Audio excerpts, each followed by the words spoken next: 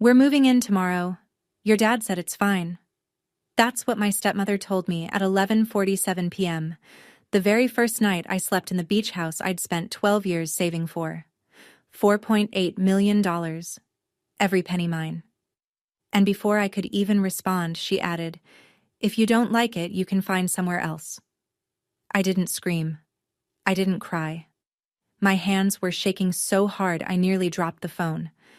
But I smiled. Because I knew exactly what I was going to prepare for their arrival. What Victoria didn't know was that her phone call wasn't just rude. It was the last mistake she'd ever make under the Beckett name.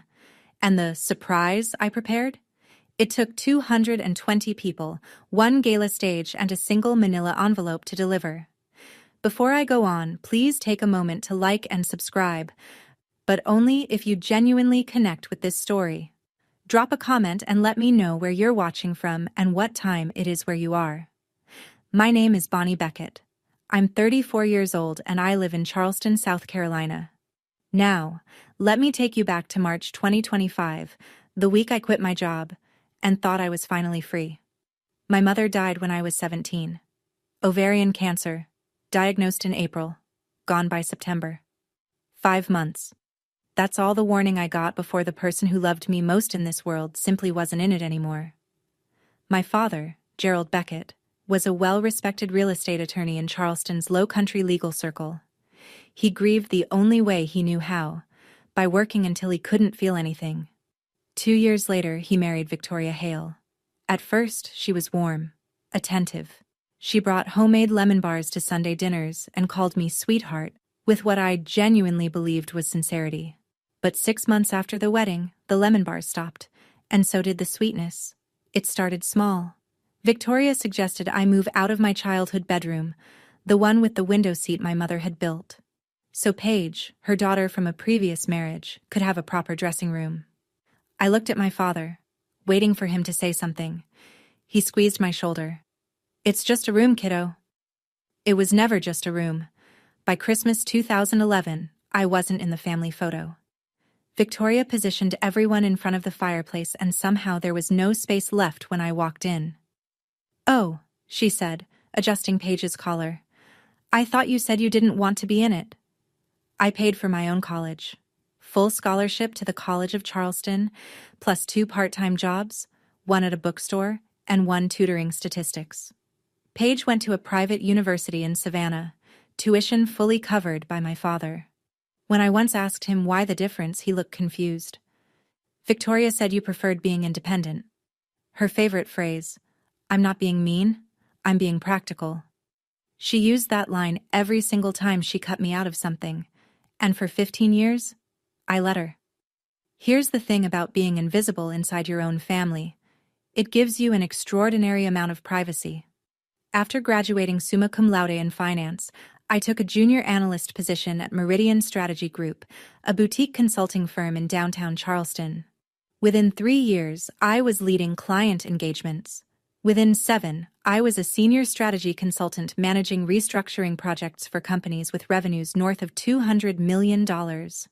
By the time I left, my base salary plus performance bonuses totaled roughly $340,000 a year. Victoria never knew. She never asked. At family dinners, the ones I was invited to, which grew fewer each year, she'd wave her hand when my work came up. "Bonnie does something with spreadsheets." Then she'd turn to Paige. "Tell them about your new marketing campaign, sweetheart. Paige is the successful one." I let her believe that. I let all of them believe it. Starting in 2013, I funneled every dollar I didn't need into index funds and 2 rental properties, a duplex in West Ashley and a townhouse near the medical university. I lived modestly. I drove a 7-year-old Honda. I wore clothes from Target to Thanksgiving dinners at my father's house, while Victoria showed off a new Cartier bracelet each year. By March 2025, my net worth sat at approximately $5.2 million. Not a soul in my family had any idea. The only person who knew everything was Marcus Trent, my attorney since 2019, a sharp-eyed specialist in real estate law and financial fraud. It was Marcus who first flagged something strange in July 2024 while reviewing my father's property records for an unrelated inheritance question. "There's a transfer deed for the Mount Pleasant house," he told me. "Gerald's signature on it looks off. I'm saving a notarized copy, just in case." I thanked him. I filed it away. I wasn't ready to fight. Not yet. By February 2025, my body made the decision my mind had been postponing for years. I stopped sleeping. Not the Instagram kind. Not, "Oh, I only got 5 hours." I mean, I would lie in bed staring at the ceiling fan for entire nights, my brain cycling through client deliverables and risk models until my chest felt like someone was standing on it. My doctor, a no-nonsense internist named Dr. Priya Langford, sat me down after my blood work came back showing cortisol levels she described as alarming. She told me to take at least 6 months off. No negotiations. I submitted my resignation on February 28th. My managing partner, Martin Collier, shook my hand and said, "The door's always open when you're ready, Bonnie." I walked out of the office carrying a single box, and for the first time in a decade, I didn't know what to do next. Then I remembered my mother. She used to talk about a little house by the ocean.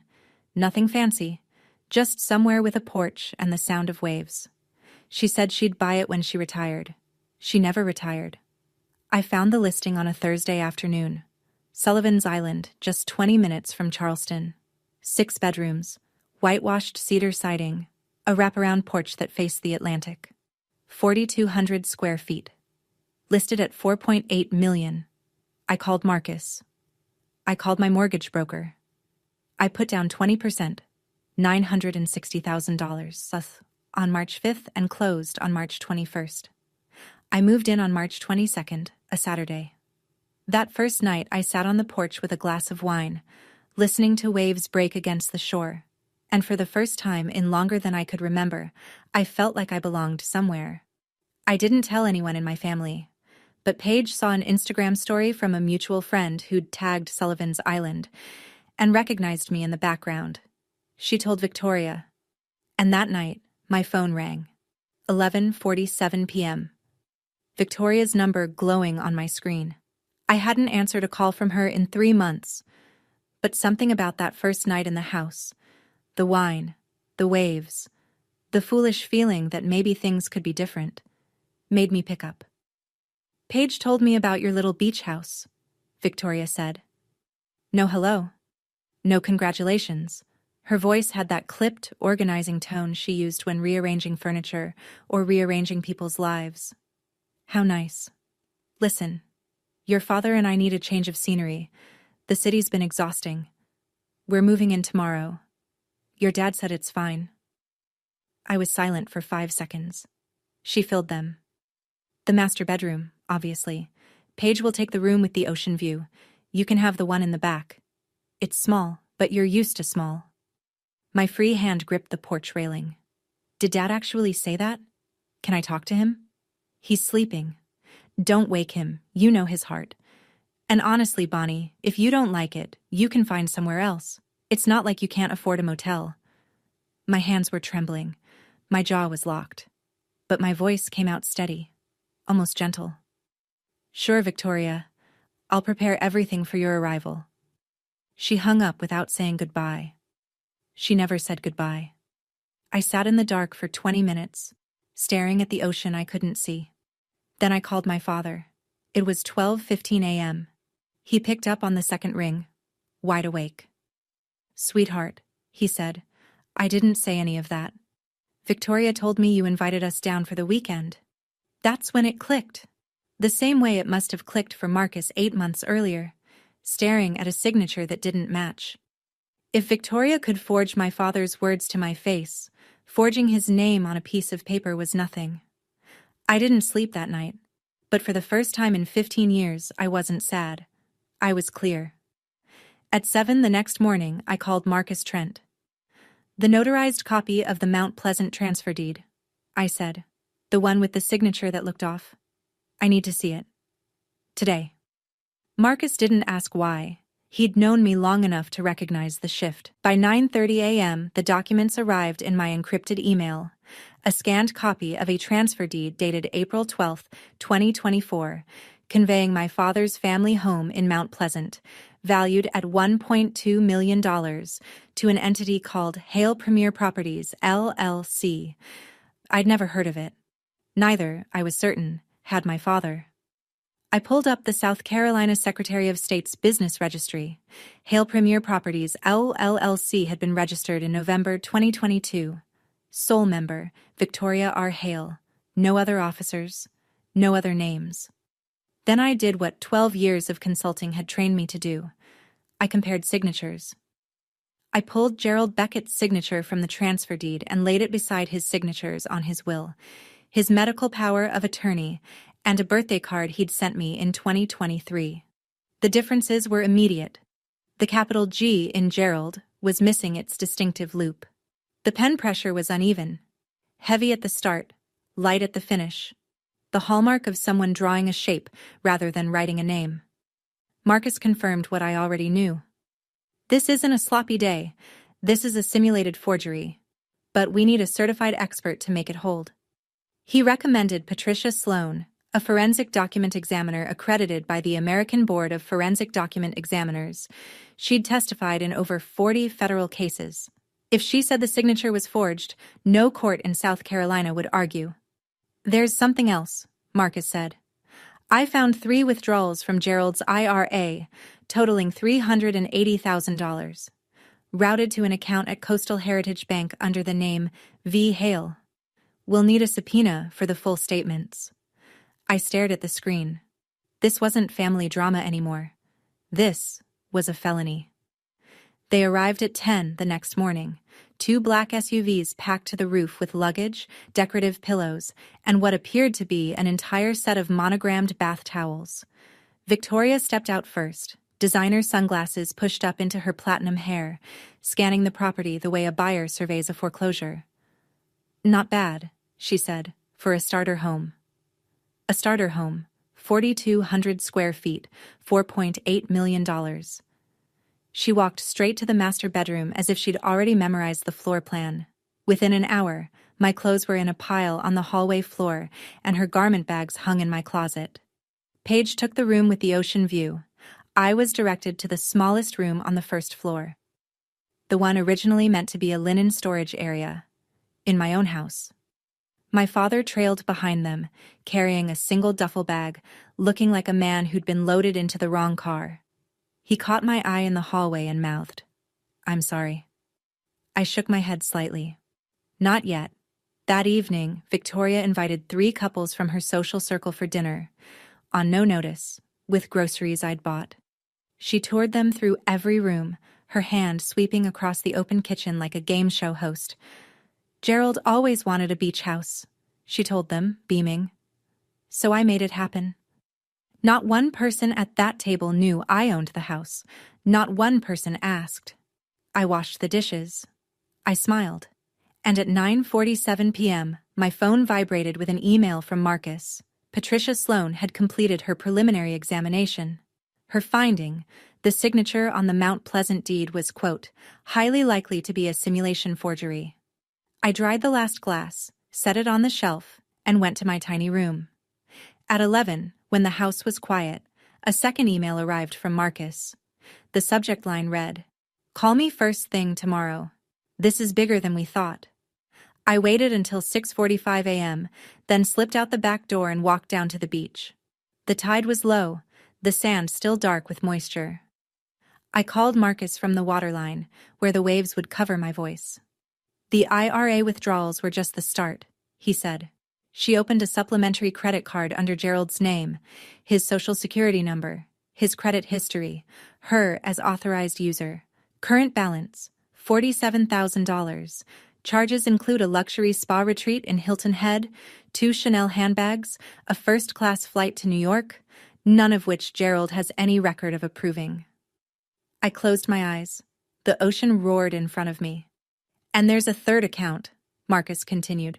A savings account titled V. Hale Trust at the same bank, $215,000.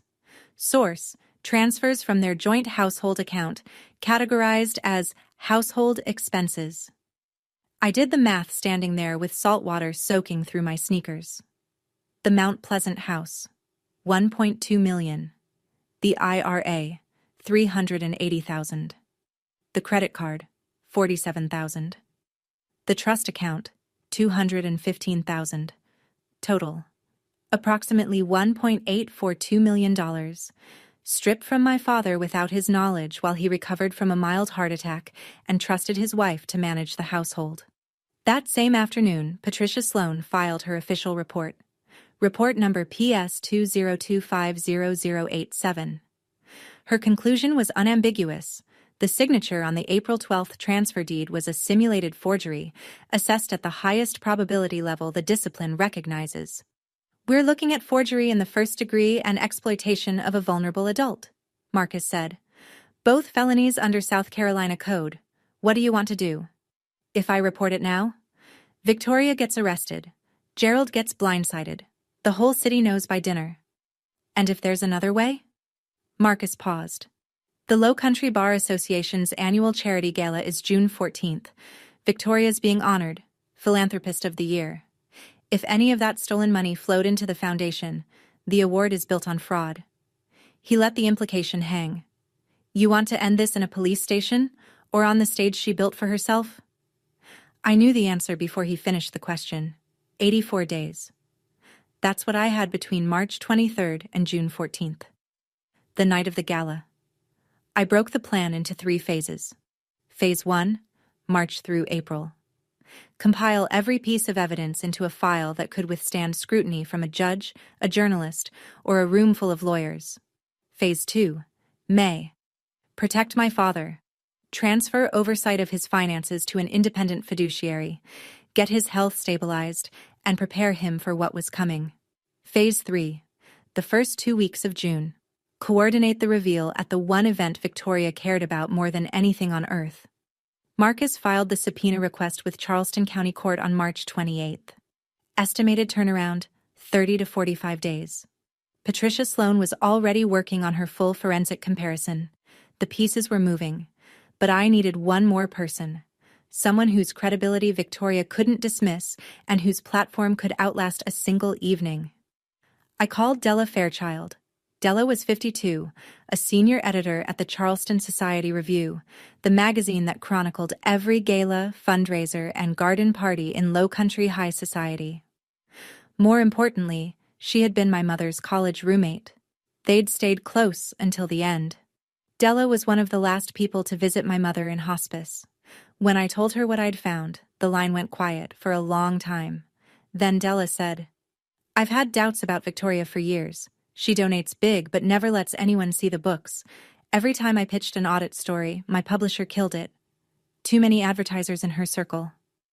Della agreed to attend the gala as a credentialed member of the press. If the evidence held, she would publish a full investigative piece in the Charleston Society Review, a publication with 85,000 readers among the Low Country elite. "One condition," she said. "Every document gets verified independently before I write a word." I wouldn't have it any other way. Living with Victoria in the beach house for those weeks was like sharing a cage with someone who didn't know the lock was already broken. April settled in, and so did she. She changed the locks on the master bedroom, my master bedroom, without asking. She hired a decorator to redo the living room in what she called coastal chic: new throw pillows, a driftwood coffee table, a $6,000 linen sectional. The invoice for $12,000 arrived in my mailbox with a sticky note. "Bonnie, take care of this. XOV. I paid it. I needed her comfortable. I needed her careless.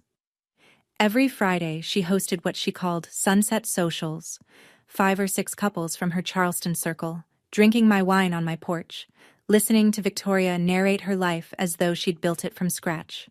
I overheard her tell a woman in a cashmere wrap, "Bonnie is going through a phase, quit her little job, living off savings. We're here to keep an eye on her, really." The woman glanced at me with pity. I refilled her glass. My father pulled me aside one evening in the kitchen. "Are you okay, sweetheart? Victoria says you've been stressed. That you're not handling the career change well. I'm fine, Dad. Better than fine. He studied my face but didn't push. Gerald Beckett had spent 63 years trusting the wrong people to tell him the truth about the people he loved. One afternoon, while Victoria was at a spa appointment, I picked up the iPad she'd left on the kitchen counter. Her browser history was still open. The most recent search: how to add name to property deed South Carolina. She wasn't just visiting, she was planning to put her name on my house. That evening, Marcus called. Subpoena's been approved, bank statements in 2 weeks. He hesitated. But Bonnie, there's another account we haven't seen yet. The Coastal Heritage Bank statements arrived in Marcus's office on the first Monday of May, sealed in a courier envelope marked confidential. Court order enclosed. He called me at noon. I sat in my car in the Sullivan's Island public parking lot, the only place I could be certain Victoria wouldn't overhear. The V. Hale account matches what we expected. $380,000 from Gerald's IRA, deposited in 4 installments between January and October 2024. Marcus said. The credit card we already knew about. $47,000.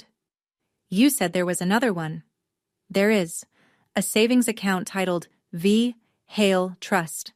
Balance as of last month, $215,000. All of it transferred from the joint household checking account Gerald shares with Victoria. Each withdrawal listed as household expenses: groceries, maintenance, utilities. Except it all went to this separate account. I stared through the windshield at the marsh grass bending in the wind. Total damage? $1.2 million for the house, $380 from the IRA, $47 on the card, $215 in the trust account. Grand total, approximately $1.842 million. He let that number sit. Marcus, if I tell my father now, he'll confront her. He won't be able to help it. And that could wreck the gala plan. Or worse, his heart. I know. But he needs to hear it before that night. He needs to stand up on that stage knowing the full truth, and he needs to sign an affidavit confirming he never authorized any of it. We settled on June 1st, 13 days before the gala. Early enough for Gerald to prepare. Late enough that Victoria wouldn't have time to build a counter-narrative.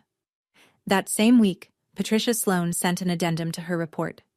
The handwriting in the forged signature on the Mount Pleasant deed was consistent with the handwriting on the fraudulent credit card application.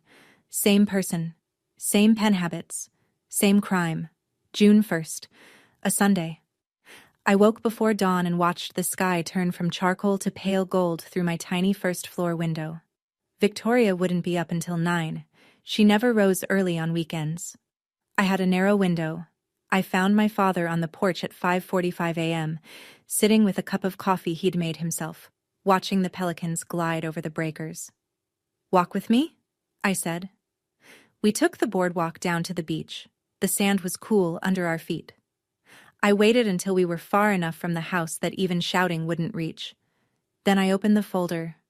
I showed him the transfer deed, the forensic report, the bank statements, all 3 accounts.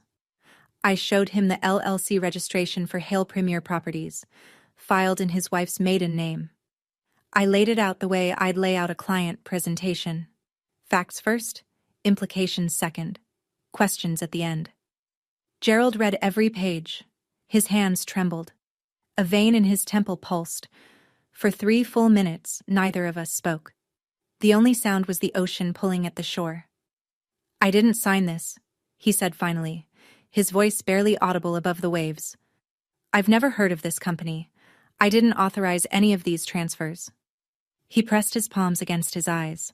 When he lowered them, they were red. "I'm sorry, Bonnie. God, I'm so sorry. I should have protected you." "You didn't know, Dad. She made sure you didn't know." Gerald agreed to everything. The affidavit, the gala, the silence, until June 14th.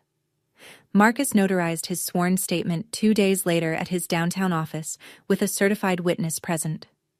As we walked back to the house that morning, my father stopped at the bottom of the boardwalk stairs. He pulled me into a hug, the first in 8 years, and he whispered so quietly I almost missed it, "Your mother would be proud." I didn't know yet that my mother's voice would reach me one more time before this was over, in a way I never could have predicted. 13 days. Victoria spent every one of them preparing for the night she believed would crown her legacy. She hired a personal stylist, $3,500 for a single consultation. She ordered a custom champagne-colored gown from a boutique on King Street, $8,200, fitted twice, hemmed to the millimeter. Every evening after dinner, she stood in front of the master bedroom mirror and rehearsed her acceptance speech, gesturing to an invisible audience with the practiced grace of someone who'd been performing generosity her entire life. On June 8th, she told me I was expected at the gala. "For appearances," she said, "you'll sit in the back, obviously, but I need the family there. It looks better for the photos." She paused, then added, "Wear something simple. This isn't your night."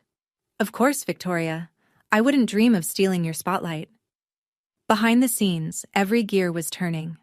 Marcus finalized the evidence file, Gerald's affidavit, Patricia Sloane's forensic report, the complete bank statements, the Hale Premier Properties LLC registration, and a printout of Victoria's browser search history recovered from the household iPad. All originals, all verified, sealed in a manila envelope. On June 10th, Marcus met with Judge Raymond Holt, the president of the Low Country Bar Association, who was personally overseeing the gala. Marcus presented the file. Judge Holt reviewed it for 45 minutes in his chambers, asked 3 clarifying questions, and then removed his reading glasses. "This is deeply serious," he said, "under Section 7.3 of our association bylaws. Any substantiated allegation of financial misconduct must be addressed before an honorific is conferred. I'll make the arrangements." Victoria didn't know. She was too busy choosing between diamond studs and chandelier earrings. On June 12th, she saw me talking on the phone in the garden and stopped. "Who was that?" "Spa," I said, "booking a blowout for the gala." She looked me over. "Don't go overboard. That night is mine."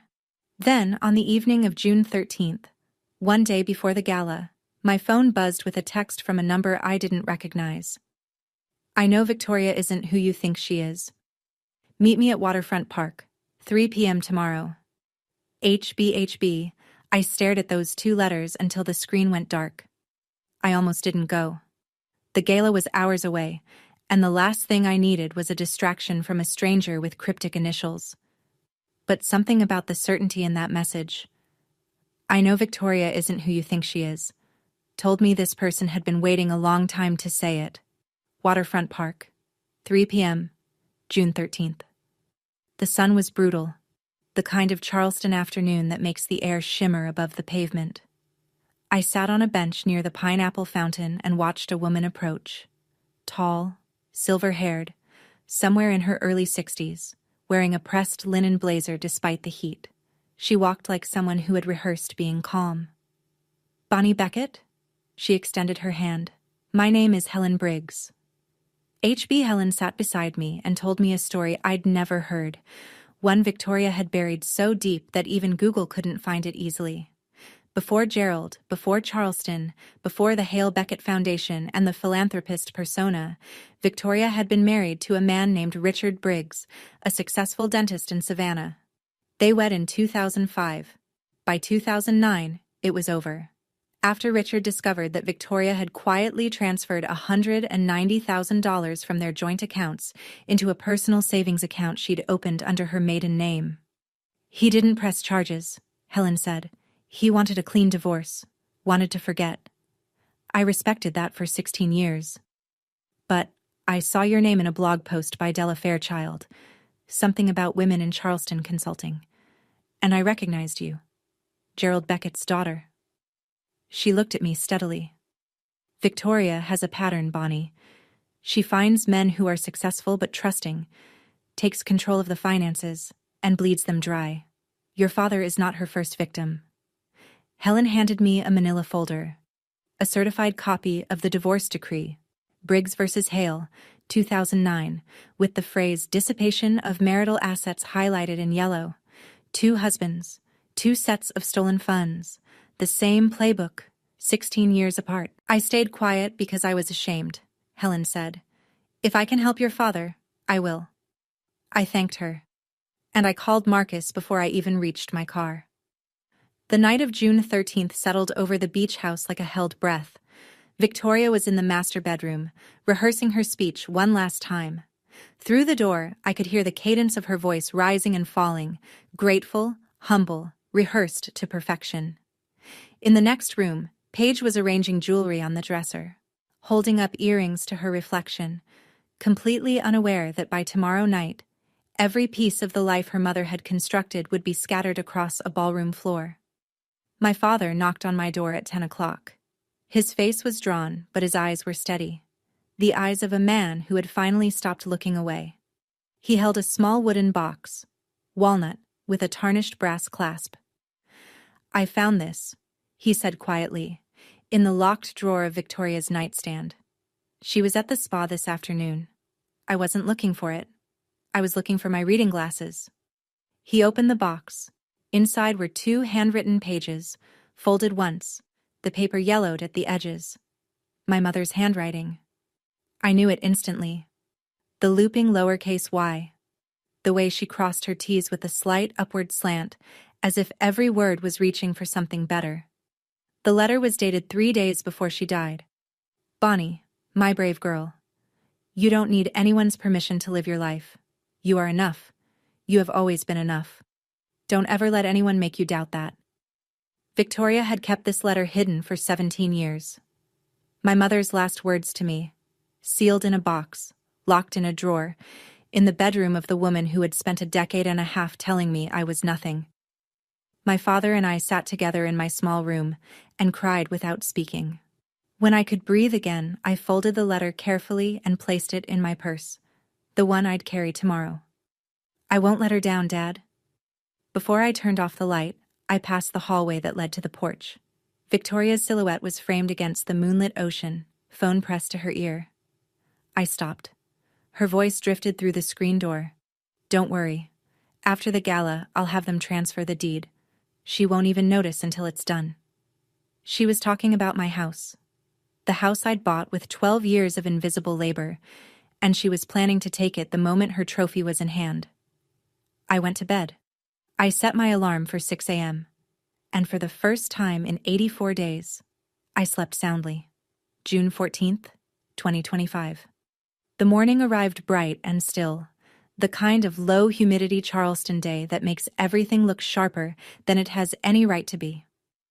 At 8 a.m., I was in Marcus Trent's office, a glass-walled suite on the 3rd floor of a converted warehouse on East Bay Street. The manila envelope sat between us on his desk like a loaded weapon laid flat.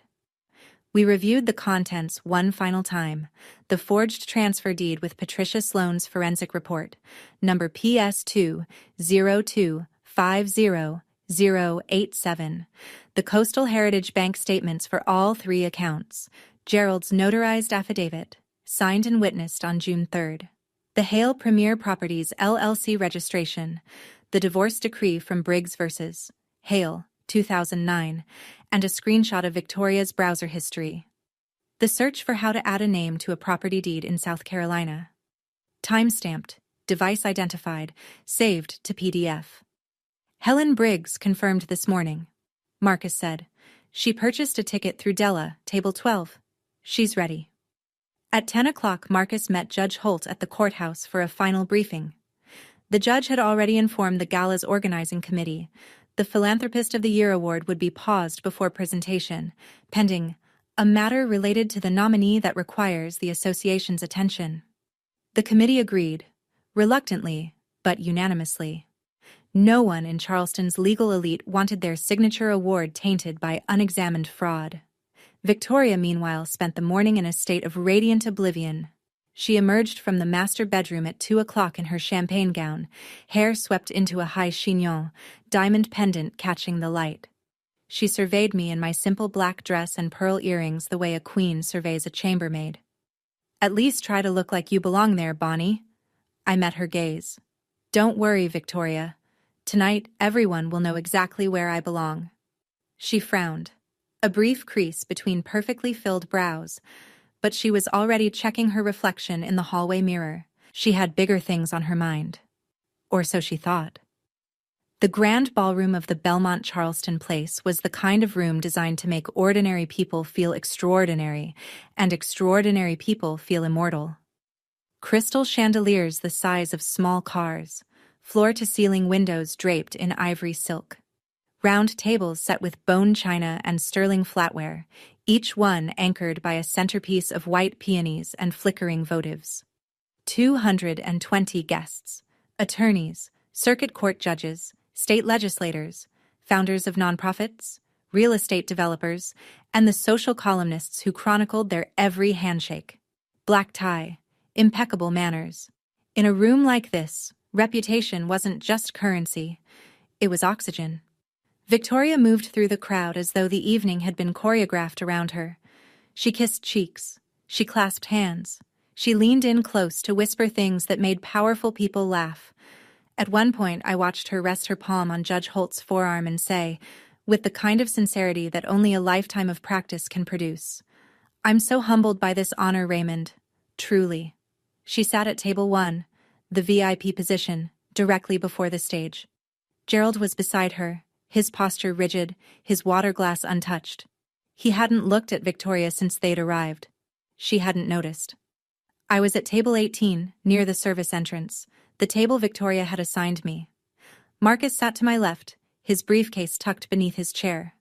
At table 12, I could see Helen Briggs, silver hair, linen blazer, watching the room with the patience of someone who'd waited 16 years for this evening. In the press section, Della Fairchild adjusted her recorder and opened a fresh page in her notebook. At 8:30, the MC tapped the microphone.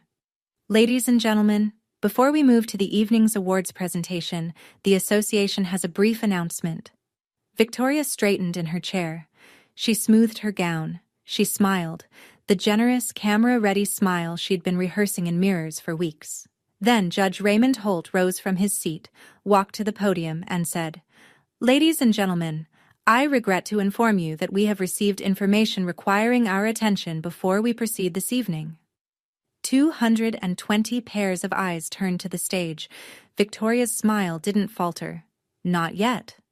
But I saw her fingers tighten around her napkin. Judge Holt's voice carried through the ballroom with the measured gravity of a man who had spent 30 years on the bench.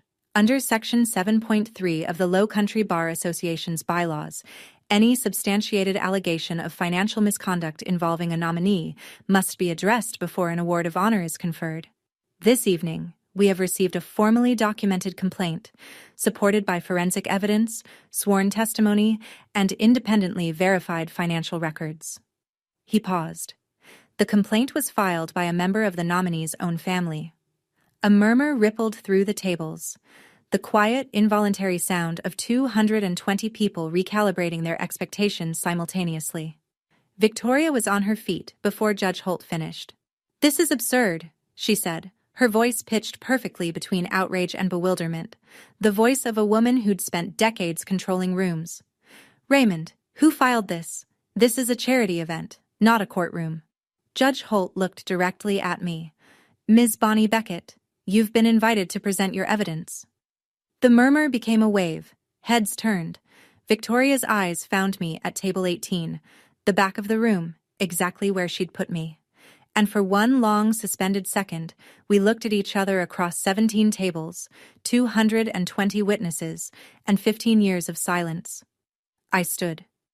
I picked up the manila envelope. And I walked. 17 tables.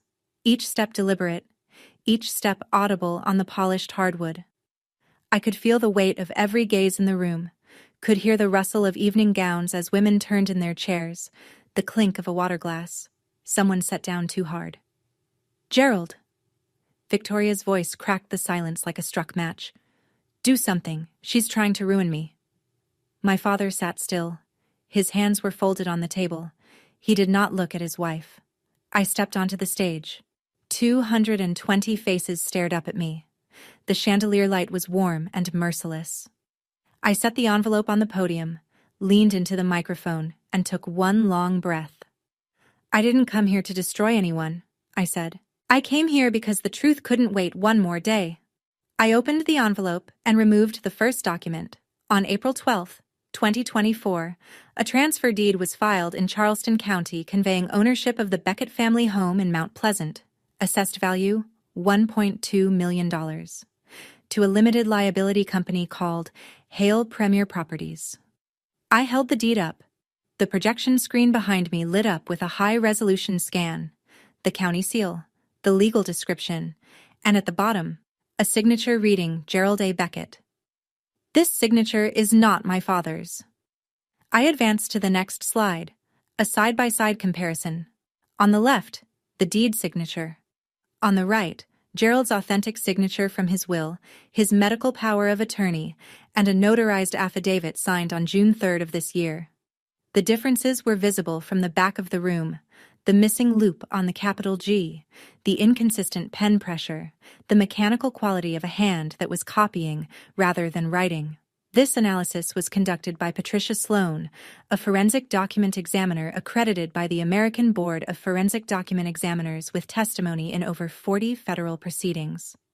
Her conclusion, stated in Report PS2-02-50087, the signature is a simulated forgery at the highest probability level recognized in the field. The ballroom was silent, not the polite silence of a formal event. The airless silence of a room that has collectively stopped breathing. My father rose from table 1. His voice was hoarse but clear. I did not sign that document. I did not know that company existed. And I did not authorize the transfer of my home. Victoria gripped the edge of the table. Gerald, tell them you signed it. Tell them. He looked at her for the first time that evening. Then he slowly shook his head. Somewhere at table 5, a man set his fork down on his plate. The tiny clink rang out like a gavel. I pulled the second set of documents from the envelope. Between January and October 2024, 4 withdrawals totaling $380,000 were made from Gerald Beckett's individual retirement account and deposited into a savings account at Coastal Heritage Bank. The next slide appeared: redacted bank statements with the routing numbers, dates, and amounts highlighted. The account is registered under the name V. Hale. I heard a chair scrape. Someone at table 9 whispered something to the person beside them. Additionally, a supplementary credit card was opened using Gerald Beckett's Social Security number, without his knowledge or consent. Current balance: $47,000. Charges include luxury travel, designer purchases, and personal spa treatments, none of which appear in Gerald's personal records. The third slide, a separate savings account titled V. Hale Trust, holds $215,000 transferred from the Beckett's joint household checking account, disguised as routine household expenses. I set the statements on the podium. The total amount diverted from my father's assets without his knowledge or authorization is approximately $1.842 million. Under South Carolina Code Section 433510, the financial exploitation of a vulnerable adult, my father is 63 years old with a documented cardiac history, is a felony. Victoria turned to the room. The tears came immediately, glistening, perfectly timed, rolling down cheeks that hadn't creased with genuine emotion in years. She's lying. Her voice broke with practiced fragility. Gerald gave me access to everything. This is a family misunderstanding, not a criminal matter. How dare you turn a charity dinner into a public trial? Judge Holt spoke from his seat, his voice level as a plumb line. Ms. Hale Beckett, the evidence has been independently verified. The association is revoking the Philanthropist of the Year award, effective immediately. Victoria's mouth opened. No sound came out. Then, from table 12, a woman stood up. Helen Briggs rose with the quiet composure of a woman who had spent 16 years rehearsing this moment in her mind. "My name is Helen Briggs," she said, her voice carrying across the ballroom with the clarity of someone who has finally decided to stop whispering. "Victoria Hale was previously married to my ex-husband, Richard Briggs, a dentist in Savannah. They married in 2005. The marriage ended in 2009. After Richard discovered that Victoria had transferred $190,000 from their joint accounts into a personal account under her maiden name." She held up a bound document. "This is a certified copy of the divorce decree, Briggs v. Hale, Chatham County Superior Court, 2009. The ruling specifically cites dissipation of marital assets. She passed the decree to Judge Holt, who accepted it without a word. The murmur that had been building in the room broke like a wave. 220 people began talking at once, at first in whispers, then in full voices. I saw a woman at table 7 cover her mouth. 2 attorneys at table 3 leaned toward each other with expressions I recognized from every boardroom I'd ever worked in. The look of professionals who have just realized they were standing next to a bomb. Victoria stood frozen between the VIP table and the aisle, her champagne gown catching the chandelier light. Paige sat beside the empty chair, tears streaming down her face, her hands clenched in her lap. She didn't look at her mother. She looked at the tablecloth. My father stepped away from the VIP table and walked toward me. He climbed the 2 short stairs to the stage and stood beside me at the podium. He didn't take the microphone. He didn't need to. Gerald Beckett, standing next to his daughter, facing the room, said everything that words could not. Victoria looked at us, then at the 220 faces that had, until 10 minutes ago, admired her. Not one of them met her gaze. She picked up her clutch. She walked to the exit. The sound of her champagne heels striking the marble floor echoed through the ballroom long after the door closed behind her. No one followed. For a few seconds after the door closed, the ballroom held its breath. Then Judge Holt returned to the podium. The Philanthropist of the Year Award for 2025 will not be conferred this evening, he said. The Low Country Bar Association will initiate a full audit of all donations received through the Hale Beckett Foundation.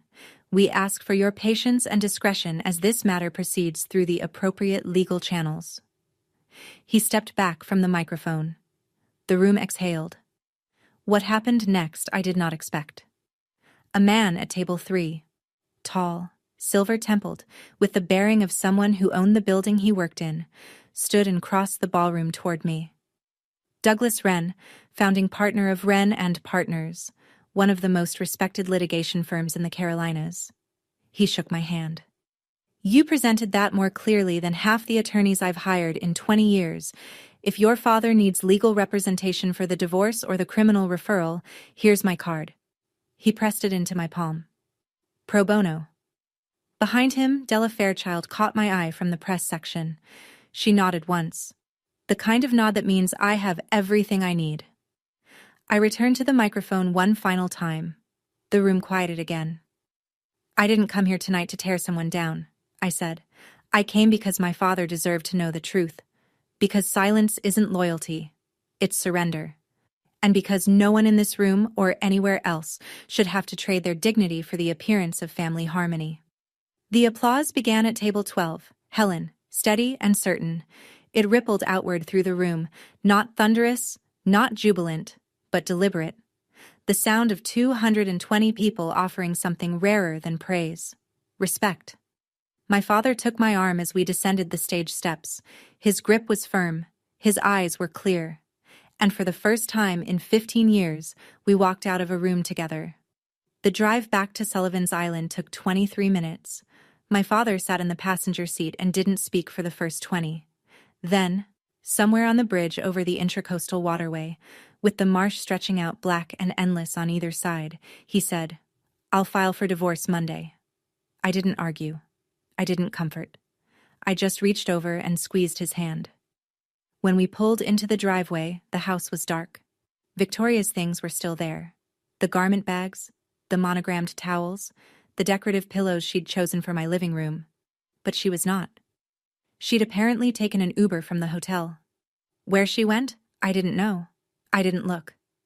Gerald's phone buzzed 14 times between 11 p.m. and 2 in the morning. I know because I could hear it vibrating through the guest room wall. He showed me the messages the next morning. "Gerald, please, I can explain. Don't do this to our family. Then, you're making a mistake. Then, this is all Bonnie's fault. She manipulated you." And the last one, at 1:47 a.m., "You'll regret this." Paige called me at 11:30 that night. She was crying. The ugly, raw kind of crying that strips away every performance. "Why did you do this?" "She's my mother." "I know she is. I said. And I'm sorry you're in pain. But she stole nearly $2 million from my father, Paige. She forged his name. She was planning to take my house next. I didn't have another option. The line went quiet. Then, very softly, I know. After we hung up, I sat on the porch in the dark. The ocean was louder at night. Or maybe I was just finally quiet enough to hear it. I didn't feel victorious. I felt hollow. The way you feel when someone removes something that's been growing inside you for years. It hurts. But you're lighter. Gerald came out and sat in the chair beside me. He placed my mother's letter on the armrest between us. "Keep it," he said. "It was always yours?" Victoria's final message, "You'll regret this," wasn't an empty threat. It was a press release. By 9 a.m. on June 15th, the Low Country Daily Buzz, a local tabloid site with about 40,000 followers, ran a headline that made my stomach clench. Local philanthropist claims stepdaughter orchestrated public humiliation at charity gala. The article was built almost entirely on Victoria's interview. Tears, trembling voice, the full performance. She called me troubled. She called the gala reveal a vindictive ambush by a jealous stepdaughter who never accepted me. She said Gerald was confused and manipulated. The comments section split immediately.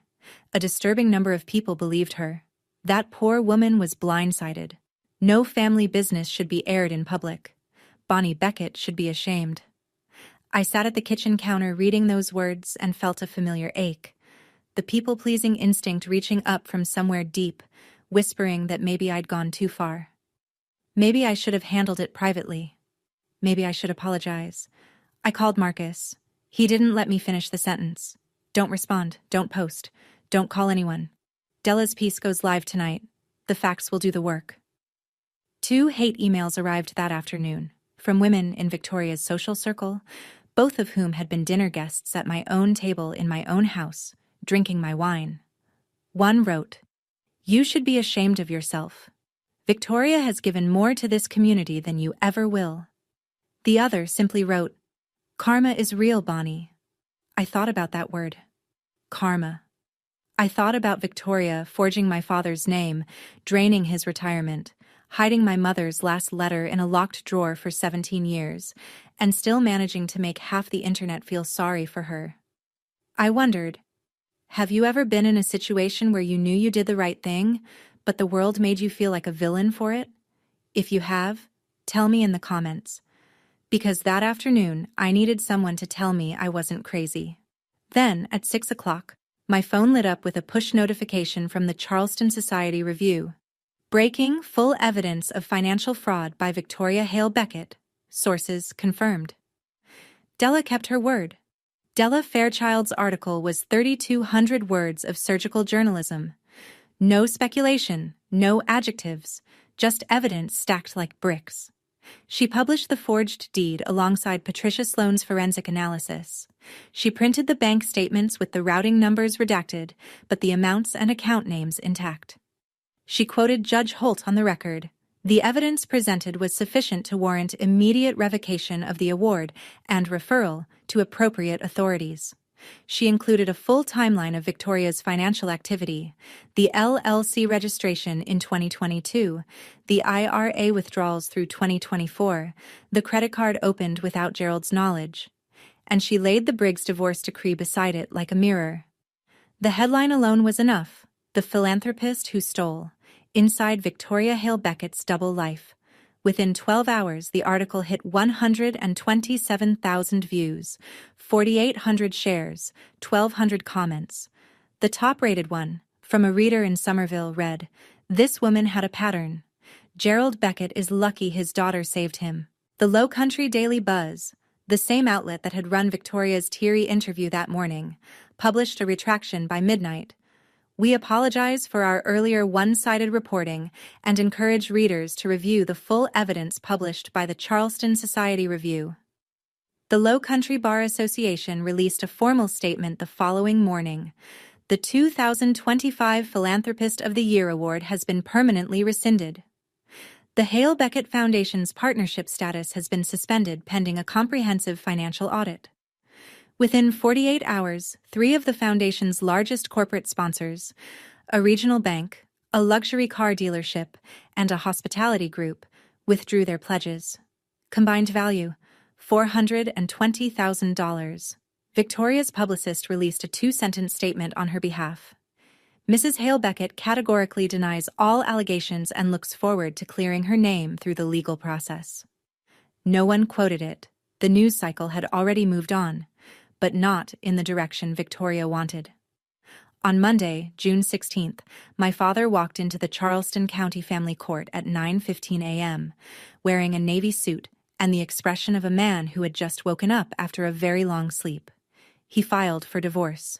Grounds: fraud upon the marriage and dissipation of marital assets. The petition was 14 pages long, prepared by Marcus Trent over the preceding 2 weeks, and it cited every document, every account, and every forged signature we'd uncovered. That same afternoon, Marcus drove to the Charleston County Sheriff's Office and filed a formal criminal complaint. The charges he recommended were precise: forgery in the first degree under South Carolina Code Section 1613-10. Exploitation of a vulnerable adult under Section 4335-10. Identity fraud for the unauthorized credit card. Each one a felony. Each one carrying potential prison time measured in years, not months. The sheriff's office opened an investigation immediately. Victoria was instructed to present herself within 72 hours. By Wednesday, she had hired Nathan Pratt, a well-known Charleston criminal defense attorney. Pratt's first move was a phone call to Marcus, proposing a settlement. Return the money, close the accounts, drop the charges, and everyone walks away quietly. Marcus relayed the offer. I didn't need 30 seconds. No settlement, I said. My father is entitled to the full protection of the law, not a handshake in a conference room. By the end of that week, Coastal Heritage Bank had frozen both the V. Hale savings account and the V. Hale Trust, a combined $595,000, locked until the investigation concluded. Paige called me that Thursday, her second call since the gala. Her voice was calmer this time, quieter. Can we talk? She asked. Not as enemies. I never thought of you as my enemy, Paige, I said. But you need to decide where you stand. I can't do that for you. She was quiet for a long time. Then she said, I know. The final number arrived on July 2nd. The Low Country Bar Association's emergency audit of the Hale Beckett Foundation uncovered what Marcus had suspected from the beginning. The rot went deeper than the personal accounts. $85,000 in charitable donations had been reclassified through a series of internal transfers and quietly redirected toward Victoria's personal expenses. Event planning invoices that turned out to be catering for her private dinner parties, administrative costs that matched the exact amount of her monthly spa membership, and a $10,000 consulting fee paid to Hale Premier Properties, LLC, the same shell company used to steal my father's house. The revised total, $1.927 million. On that same day, the Charleston County Grand Jury returned a formal indictment, 4 felony counts: forgery in the first degree, exploitation of a vulnerable adult, identity fraud, misappropriation of charitable funds. Victoria surrendered herself at the county courthouse, posted $75,000 bail, and was released with a GPS ankle monitor and a court order prohibiting contact with Gerald Beckett. The restraining order was granted the same afternoon, 200 feet, no exceptions. Della Fairchild published a follow-up. The Post and Courier, South Carolina's largest daily newspaper, picked up the story. So did the Charleston City paper. Conservative estimates place the combined readership at over 500,000. On social media, the hashtag Hale Beckett fraud trended regionally for 3 days. Victoria's name, once synonymous with charity luncheons and society page features, now returned only one kind of search result. Her defense attorney, Nathan Pratt, floated the idea of a countersuit. Defamation against me. Marcus's response was a single sentence in an email. Every statement made at the gala was supported by independently verified evidence reviewed in advance by a sitting judge. We welcome the discovery process. The countersuit was never filed. In the first week of July, after the indictment and the restraining order and the newspaper headlines had all settled into a kind of exhausted stillness, I sat down with my father on the porch of the beach house. The same porch, the same chairs. But nothing else was the same. "Dad," I said, "I love you. I need you to hear that first, because what I'm about to say might not sound like love, but it is." He nodded. He was listening, really listening, maybe for the first time in years. "I'm not going back to being the version of me that made everyone comfortable. I spent 15 years being the quiet one, the accommodating one, the daughter who never complained because she didn't want to make trouble. That's over. If we're going to have a relationship, a real one, it has to be built on honesty. You tell me the truth. I tell you the truth. And neither of us lets anyone else rewrite the story." His eyes glistened, but he didn't look away. "I'm going to start seeing someone," he said. "A therapist. I need to understand how I let this happen, how I let someone stand between me and my own daughter for 15 years without seeing it. That's all I'm asking." That evening, I wrote an email to Paige. I kept it short and clear. "I don't hate you. I never did. But I need you to understand that what your mother did was criminal, not a misunderstanding, not a family squabble. If you want to build something real between us, it starts with acknowledging that. I'm not asking you to choose sides. I'm asking you to choose honesty." I also made a phone call I'd been postponing. To Dr. Elaine Marsh, a licensed clinical social worker specializing in family trauma. My first appointment was scheduled for the following Tuesday. Setting boundaries, it turns out, isn't a single dramatic moment on a stage. It's a series of quiet decisions made in ordinary rooms, and the hardest boundary to enforce is the one you set with yourself. The letter arrived in mid-July. Not an email, not a text, but 3 handwritten pages in a cream-colored envelope with no return address. I recognized Paige's handwriting immediately. She still dotted her I's with tiny circles, the way she had when she was 14 and I was 21, and we'd briefly, before Victoria made it clear that closeness between us was unacceptable, been something like friends. She wrote, "Bonnie, I've been crying for 3 weeks. Not because my mother was arrested, because I finally realized what I've known for 15 years and refused to say out loud. I watched her treat you like you didn't exist. I watched her take your bedroom, your holidays, your place in family photos. I watched her call you the leftover at a dinner party, and I laughed along because it was easier than defending you. I was comfortable, and comfort made me complicit. I'm not writing to ask for forgiveness. I haven't earned that. I'm writing because you deserve to hear someone in this family say, 'I saw it. It was wrong. And I did nothing. I've started seeing a therapist. I want to be someone who tells the truth, even when it costs me something. If you're willing, I'd like to try to know you. Not as stepsisters who tolerate each other, but as 2 adults who choose honesty over convenience.'" I read the letter twice. The second time, I cried. She had also included something I hadn't expected, a confession. Victoria had told Paige years ago that I'd received a large inheritance from my mother and refused to share it with the family. "That's why she doesn't come to holidays," Victoria had said. "She thinks she's better than us."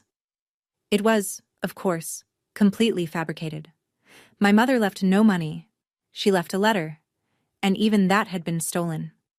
I wrote back, "I appreciate your courage, Paige. Let's start slow." We met at a coffee shop on King Street at the end of July. We talked for 3 hours.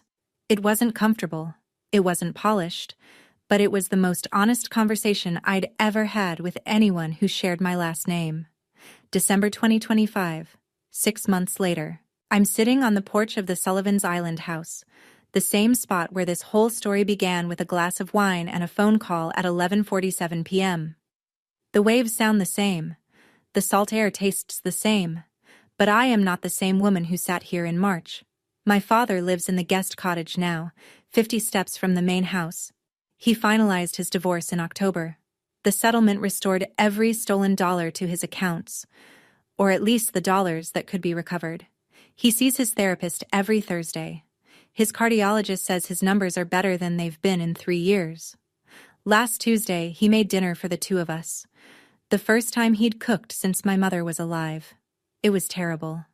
I ate every bite. I went back to work, but not to Meridian. I founded Beckett Advisory Group, a solo strategic consulting practice based out of a small office on East Bay Street.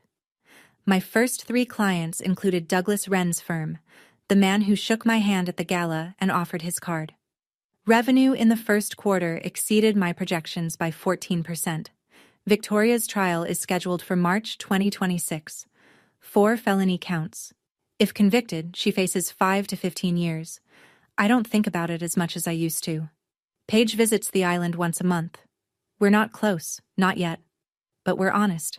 And that's worth more. Della Fairchild's follow-up article, Bonnie Beckett, the woman who chose truth over silence, was republished by Forbes Women in their Fall Voices column. I didn't read it for 2 weeks. When I finally did, I read it beside my mother's letter. The last line my mother ever wrote to me was this: "You are enough, always." Every morning I open that letter. Every morning I sit on this porch and watch the Atlantic stretch out toward the horizon. And every morning I know something I didn't know a year ago. I'm here because I chose to be. Not because someone permitted it. Not because I earned the right by silence. Because I am enough. I always was. If you stayed until the end of this story, thank you. Truly. This wasn't about revenge. It was about the moment you stop shrinking so that someone else can feel tall. If you're in a relationship where you've been making yourself smaller, in your family, at work, anywhere, I hope you heard something tonight that reminded you, your boundaries are not selfish. They are survival. Hit subscribe if you want more stories like this one, and check the description. There's another story there that I think you'll see yourself in. I'll see you in the next one.